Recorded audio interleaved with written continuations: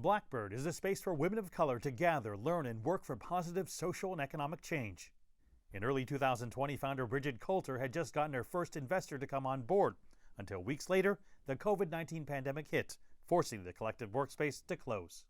It was the hardest thing I've ever faced. From it, the opportunity that came was beyond what I expected. I mean, we've built 400-fold in terms of membership, in terms of impact, the feedback we get about what we're doing, the data we've been able to gather. Blackbird has pivoted to a hybrid model with both a virtual and physical presence that includes a 10,000 square foot facility in Los Angeles. Coulter calls it a refresh as she embarks on looking for investors again. Women of color are the investment of the century, according to a Fortune article I just saw. And so I'm like, okay, that sounds great to me. But the people that you talk to who have the funds don't always look like you or understand your background. And that's a challenge because people want to invest in what they know. One of Coulter's mentors is Lisa Galopter, the founder of Tequitable, a tech-enabled platform that helps employees and companies address workplace bias, discrimination, and harassment. I apparently am one of the first 40 Black women to have ever raised over $1 million in venture funding, which is ridiculous. I mean, right, like just the minute portion of money that comes to Black women is terrible. I know a lot of up and coming, a lot of younger Black entrepreneurs, and there was a little bit of a moment where it felt really, really bad because they were watching me struggle to raise money. And look, I have it. Having it includes earning a computer science degree from an Ivy League school, helping to launch streaming service Hulu, graduating from the prestigious Y Combinator Accelerator, and serving as a chief digital officer at the White House. But still, getting $2 million of investment was a very rocky road. I'm a Black woman. I don't know that I'm going to be able to raise money again.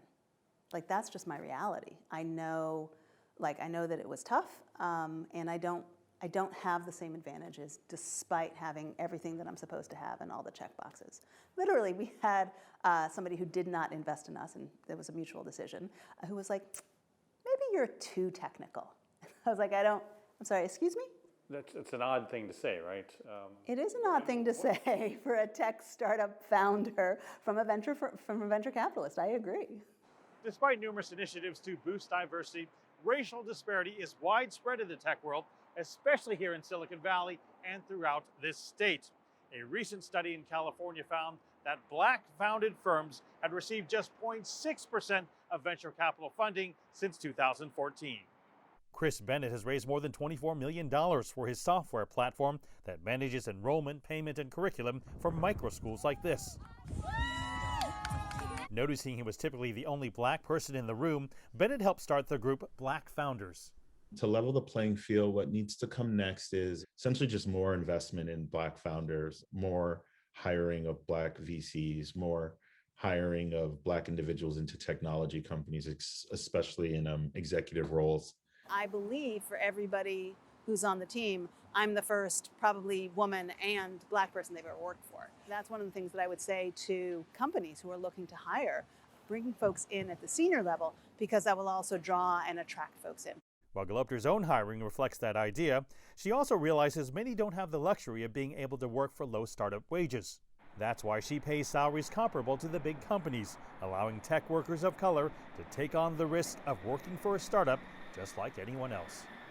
Mark New, CGTN, Oakland, California.